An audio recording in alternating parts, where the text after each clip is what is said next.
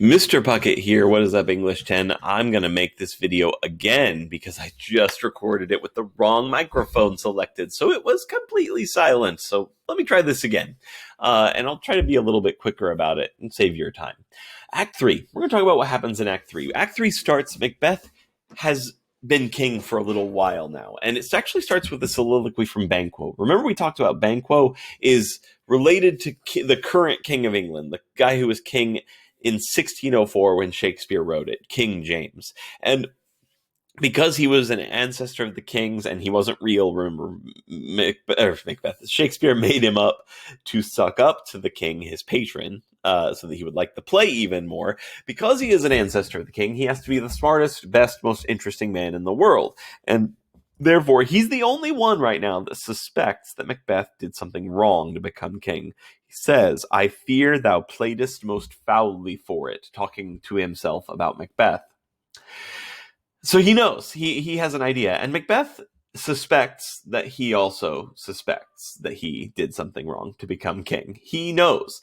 He comes in and he asks Banquo, "Hey, you coming to our great feast tonight?" And Banquo's like, "Yeah, but I am going riding first."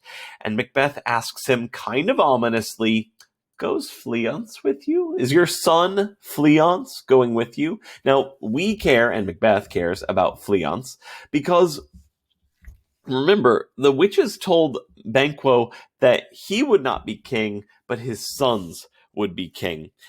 And as his only son, Fleance then is the greatest danger to Macbeth's throne, right? So he's clearly planning something here, right?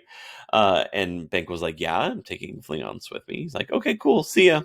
Good luck." And as he leaves, Macbeth has a soliloquy where he reveals that to be thus is nothing but to be safely thus, right? He has the kingship, has the throne, but he wants to keep the crown. He wants to keep it in his family. He didn't do all of this just to make Banquo's children kings, and so he's planning something. What is he planning? Well, he sends everybody away, and he's like, "Hey, I'm going to be alone until the feast," and he asks for his guest to be brought in, and his guest doesn't have an actual name in the has no name. His only character name is First Murderer. So I wonder what he's here to do. Well, he's here to kill Banquo. Macbeth talks to him and his buddy Second Murderer. I wonder if their parents named them thinking they'd be friends. Anyways, he talks to both of them and he's like, "You need to kill Banquo. Oh wait, also Banquo's got a kid. Gonna need you to kill him too on the way back to the feast," so that they never make it there, and the murderers go off to do it. Scene 3, the murderers ambush Banquo. There's a third murderer that shows up. We won't talk too much about this. It's not important, but Shakespearean scholars argue about this murderer because, he wasn't ever included in any other scenes. At the beginning of this scene, first and second murderer are like, "Why are you here, dude?" And the third murderer is like, "I don't know." And it's never explained, but there he is. Some people even argue that he's the devil. Don't worry about it.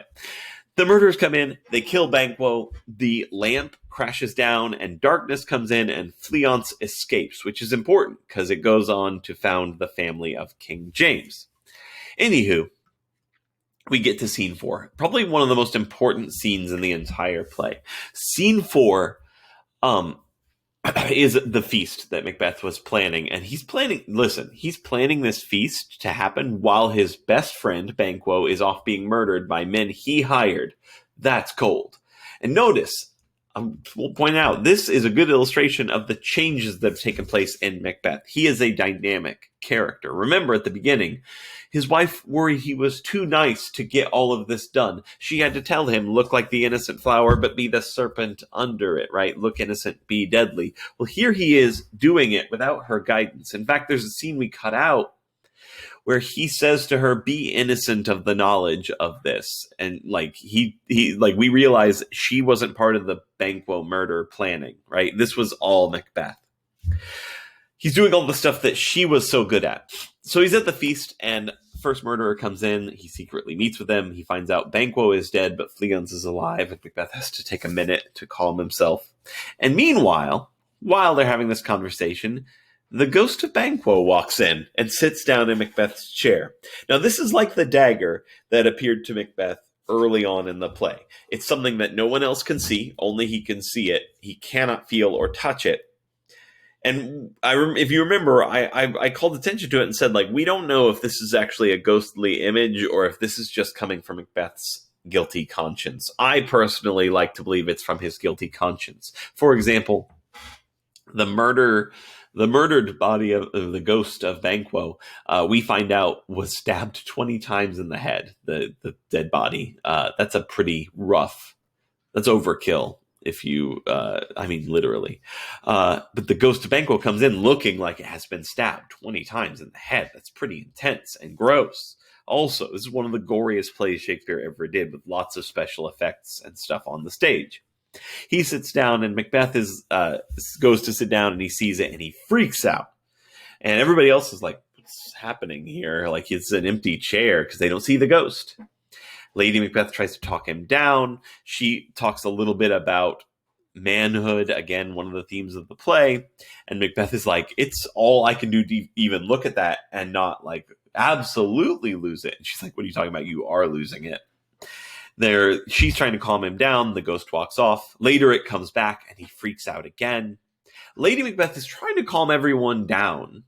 And she's like, listen, this is just a little thing that happens. He has these freakouts every once in a while. It's fine. Everyone's like, we're getting out of here. We're leaving. This is like when you go to a party. This is something that'll happen in your 20s. You like go to a party and it's obvious that the couple hosting the party have been fighting and are still fighting. And everyone is sitting there awkwardly like, well, time to go. It's uncomfortable for the guests. They go off to leave. While he's freaking out, by the way, Macbeth drops some hints that he has had Banquo murdered and maybe that he's responsible for Duncan's murder. This is the beginning of his undoing. Speaking of his undoing, at the end of the banquet, when everyone's left, Macbeth notices that Macduff was not there. Remember Macduff, this loyal thane. Didn't come to, he was the guy who came and woke up King Duncan, well, tried to, and found the dead body. He didn't come to the feast. Macduff is like, why? Or Macbeth is like, why? And Lady Macbeth doesn't understand why. And Macbeth reveals to us there's not a one of them, his thanes, his loyal thanes, but in his house I keep a servant feed. He's revealing in every noble house in Scotland, he keeps a spy. Remember how Duncan was this noble, benevolent king who was kind and used his power for good? And Macbeth himself said that, right? Well, Macbeth is turning out to be quite the opposite. He is a tyrant. He keeps spies everywhere. He has people murdered. He's not a good king. And he does decide to himself, I'm going to go talk to the Weird Sisters again. And that's what's going to happen in Act 4. He's going to go back to them. Act 4 will be quite short. We'll talk more about it. There's some stuff that happens off camera that you need to understand. But we'll probably do Act 4 and 5 in class together next week. Hopefully, if they ever clear the snow. Anyways, have a great weekend, everyone. That's Act 3. Enjoy the snow out there. See you later.